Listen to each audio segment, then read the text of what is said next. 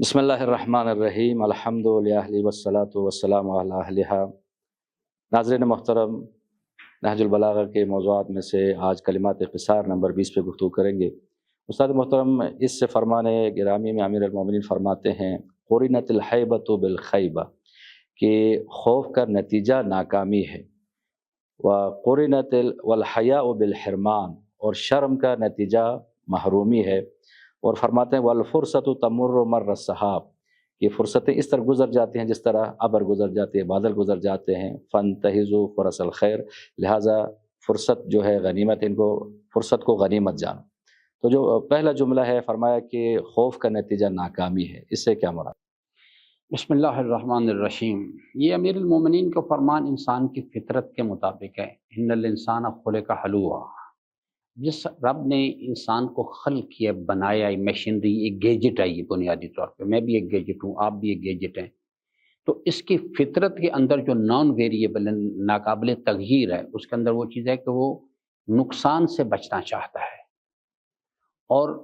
مفاد حاصل کرنا چاہتا ہے۔ یہ نان ویریبل چیز ہے۔ اب اس کے اوپر خوف کی جو کیفیت ہے، یعنی کس چیز کا خوف؟ نقصان کا خوف۔ اس کی دو شکلیں ہوتی ہیں، ایک دنیا کے نقصان کا خوف اور ایک آخرت کے نقصان کا خوف۔ آخرت کے نقصان کا خوف ہونا ایک بڑی عالی چیز ہے، بہت عالی صفت ہے یہ۔ اور دنیا کے نقصان کا خوف جو ہے، یعنی اس کی شناخت یہ ہے کہ دنیا کا مفاد اور دنیا کا نقصان اصل ہے۔ یہ ایک بہت بڑی یعنی خرابی ہے، بہت بڑی بربادی ہے انسان کو۔ فرماتے ہیں کہ اگر کوئی شخص جو ہے وہ دنیا کے نقصان کا خوف اس کے اندر اتر جائے گا، اس کی یقین، اس مسئلے پر یقین، تو اس کے نتیجے میں دنیا کے مفادات کو حاصل کرنے میں بھی وہ ناکام ہوگا۔ جیسے اس وقت پاکستان میں ہو رہا ہے کہ یعنی لا الہ الا ولا الہ الا، وہ لوگ جو ہیں نہ ادھر کے ہیں نہ ادھر کے ہیں، جبکہ ان کو اچھی طرح معلوم ہے کہ کامیابی کا راستہ جو ہے وہ تجاہدون فی سبیل اللہ باموالکم وانفسکم، یہ راستہ کامیابی کا جو ہے یہ، اور جتنے بھی حتیٰ کہ دنیا کے اندر بھی جو بڑے بڑے مشاہیر گزرے ہیں اور انہوں نے کامیابیاں حاصل کی، وہ راستہ جو ہے وہ بہرحال یعنی اسی جگہ سے گزرتے، قربانی دینی پڑتی ہے۔ یہ جس طرح بھی پاکستان کو انرجی کی ضرورت ہے، تو امریکی ڈر سے، خوف کی وجہ سے ایران سے وہ گیس پائپ لے دنیا کا نقصان کا خوف ہے۔ اس نہیں، وہ صرف وہ تو دنیا، وہ اصل میں بنیادی طور پہ جو فیصلہ کرنے والے ہیں وہ ملت فروش لوگ ہیں، ان کے اپنے دنیاوی مفادات جو اس کی بھی حفاظت کرنا چاہتے ہیں، اور وہ وابستہ وہ امریکہ کو اپنا الہ سمجھتے ہیں، اور ان کا خیال ہے کہ اگر وہ ناراض ہو جائے گا تو اس کے نتیجے میں ہمارے دنیا کے مفادات خطرے میں پڑیں گے۔ تو یہ چیز جو ہے بنیادی طور پہ، یعنی الجزائر کا صدر بن بلہ جو ہے، جس وقت یہاں سے شیخ عبداللہ اور رضا افضل بیگ وہاں پہ گئے، تو انہوں نے ان کے اعزاز میں ایک یعنی دعوت کا اہتمام کیا، تو وہاں پہ بھی اس نے ایک بات کہی تھی، اور بہت ہی عالی بات اس نے کہی۔ اس نے وہاں پہ قبرستان ایک تھا ساتھی شہداء کا، اس کی کھڑکی کھلوائی اور اشارہ کیا اس کا کہ میرے پیغام دے کشمیر کے مسلمانوں کو کہ اگر وہ اپنی آزادی کے حصول کے لیے یہ قیمت ادا کر سکتے ہیں، شہداء کی قبروں کی طرف اشارہ کیا، تو دنیا کی کوئی طاقت ان کو غلام نہیں رکھ سکتی، اور اگر وہ یہ قیمت ادا نہیں کر سکتے تو دنیا کی کوئی طاقت انہیں آزاد نہیں کر سکتی۔ یہ دنیا کا خوف جو ہے، دنیا کے نقصان کا خوف، یہ انسان کو جسمانی لحاظ سے بھی مریض کر دیتا ہے، اور روحانی طور پر بھی انسان کو اس کے اندر ہمت نہیں ہوتی مقابلہ کرنے کی اس چیز کے لیے۔ اس واسطے فرمایا کہ دنیا کے نقصان کا خوف، آخرت کے نقصان کا خوف ایک بہت عالی چیز ہے۔ اس کے نتیجے میں انسان جو ہے اس کے اندر ایک بیہیویئر ڈیولپ ہوتا ہے، وہ ہر کام کو کرنے سے پہلے یعنی وہ سمجھتا ہے کہ یہ جو کچھ بھی میرے پاس ہے، لہو ما فی السماوات و ما فی الارض، زمین و آسمان، ہر چیز کا اصل مالک اللہ کی ذات ہے۔ یہ ہاتھ اس نے، اس کی سلامتی یہ اس نے مجھے دیے، اور عاریتاً دیے، میں مالک نہیں، مجھے صرف حق تصرف دیا گیا۔ اگر میں اس کو استعمال کروں گا تو آخرت میں کیا نتیجہ لے کے آئے گا۔ تو یہ چیز جو ہے، آخرت کا خوف جو ہے وہ ایک بہترین چیز ہے۔ دنیا کا خوف جو ہے وہ انسان کو دنیا میں ذلیل بھی کرواتا ہے اور ناکامی سے ہمکنار بھی کرتا ہے۔ اور فرمایا والحیاء بالحرمان، اور جو شرم ہے اس کا نتیجہ محرومی ہے۔ تو یہاں سے یعنی جس طرح خوف کی دو قسمیں ہیں، شرم کی بھی دو قسمیں ہیں۔ ایک شرم ہے وہ تو مذموم نہیں ہے، ممدوح ہے، بلکہ کہا کہ لا دین لمن لا حیاء لہ، جس کے پاس حیا نہیں ہے اس کے پاس دین بھی ہے۔ لیکن ایک شرم مذموم ہے، یعنی انسان شرم کی وجہ سے فرض کریں شادی نہ کریں، شرم کی وجہ سے سوال نہ کریں، نہ پوچھیں، تو اس کے نتیجے میں انسان کو محرومی دنیا کے اندر اس سے وہ محروم رہے گی۔ فرمایا کہ جو اپنا حق حاصل کرنے میں شرم کرے گا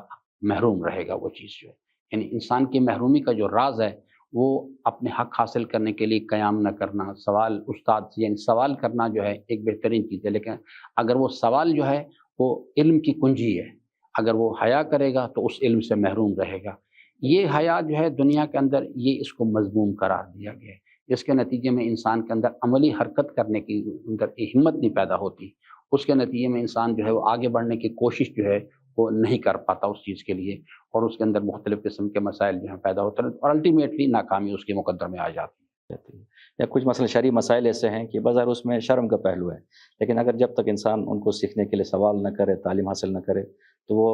علوم انسان حاصل کر ہی نہیں سکتا۔ جی بالکل اسی طرح سے میں نے آپ سے کہا نا، یہ آزادی ہونی چاہیے۔ ہمارا معاشرہ بنیادی طور پہ علاقائی تہذیبوں کا یعنی اسیر ہے، گرفتار ہے اس کے اندر۔ ہمارے ہاں یعنی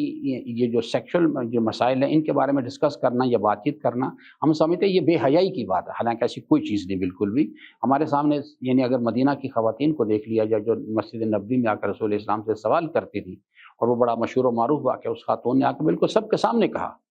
کہ میرے باپ نے میرے رشتہ فلاں جگہ طے کر دیا، میں اس کو شادی نہیں کرنا چاہتی۔ اگر یہ بری بات ہوتی ہے تو اسی وقت اسے منع کرتے کہ آپ غلط حرکت کر رہی ہیں، یہ غیر اسلامی حرکت ہے، ایسی کوئی چیز نہیں ہے۔ لیکن ہمارے معاشرہ جو ہے بنیادی طور پر ظاہری طور پر تو کلمہ پڑھتا ہے، لیکن عملی طور پر آباء و اجداد کے دین پہ چلنے والا معاشرہ ہے۔ وہ چیز جو ہمارا بالخصوص پاکستان کا معاشرہ جو ہے وہ ایک ہندو تہذیب سے بہت زیادہ متاثر ہے اس چیز، تو اس لیے یعنی جو چیز ہے کہ یعنی فرمایا کہ اگر آپ حیا کریں گے اس چیز کے لیے تو اس کے نتیجے میں آپ صحیح حقائق تک نہیں پہنچ سکیں گے، بالکل محروم رہیں گے۔ تو آخر میں فرمایا والفرصت تمر مر السحاب، کی فرصتیں اس طرح گزر جاتے ہیں جس طرح ابر یا بادل گزر جاتے ہیں، اور فرمایا کہ جو خیر کی فرصتیں ہیں ان کو غنیمت جان۔ اللہ تعالیٰ کی بہت بڑی مہربانی ہے، امیر المومنین نے ایک بہترین مسئلے کی طرف اشارہ کیا۔ دو چیزیں جن کی فرصت، یعنی جب انسان کے پاس حالت صحت ہو اور حالت امن ہو، یہ دو نعمتیں جس کے بارے میں انسان اکثر غافل رہتا ہے۔ فرمایا کہ اس وقت جب کہ تمہارے پاس اللہ تبارک و تعالیٰ کی طرف سے صحت کی ایک کیفیت موجود ہے، تو اس وقت عمل کی طرف ففروا الی اللہ، دوڑو اللہ کی طرف، کیونکہ ابھی مہلت موجود ہے، ابھی صحت بھی موجود ہے۔ اسی طرح سے مجھے یہ حضرت کی حدیث مبارکہ کی صحیح بات اس وقت سمجھ آئی جب کہ یعنی پاکستان میں MQM نے ایک غنڈہ گردی کے ذریعے سے انہوں نے وہاں پہ کراچی کے اندر طوفان بدتمیزی برپا کیا، تو میں چونکہ اس سے پہلے بھی کراچی رہ چکا تھا اور پھر اس زمانے میں بھی دیکھا، تو اس وقت یہ کیفیت تھی کہ خواہش رکھنے کے باوجود بھی آپ گھر سے نہیں نکل سکتے تھے۔ تو یہ کیفیت جو ہے یعنی حالت امن اور حالت صحت اللہ تعالیٰ کی بہترین نعمتیں ہیں، اور فرمایا کہ جس وقت تمہارے اندر میلان ہو تو اس وقت اللہ تعالیٰ کی بارگاہ کی طرف تیزی سے دوڑو، لمبے لمبے سجدے کرو، اور جب طبیعت میں گریز پیدا ہونا شروع ہو جائے، گریز سے مراد ہے کہ اب وہ کیفیت برقرار نہیں رہی، تو فرمایا بے شک واجبات پہ اکتفا کرو، اللہ کے ساتھ ریاکاری کرنے کی کوشش نہیں کرو۔ یہ ایک بہترین یہ نصیحت ہے کہ جب انسان کے پاس، اب جیسے اس وقت پاکستان کی صورتحال ہے، پاکستان کے جس وقت ان کو ریئیکٹ کرنا چاہیے تھا پاکستان کی قوم کو، اس وقت وہ لوگ خاموش بیٹھے رہے،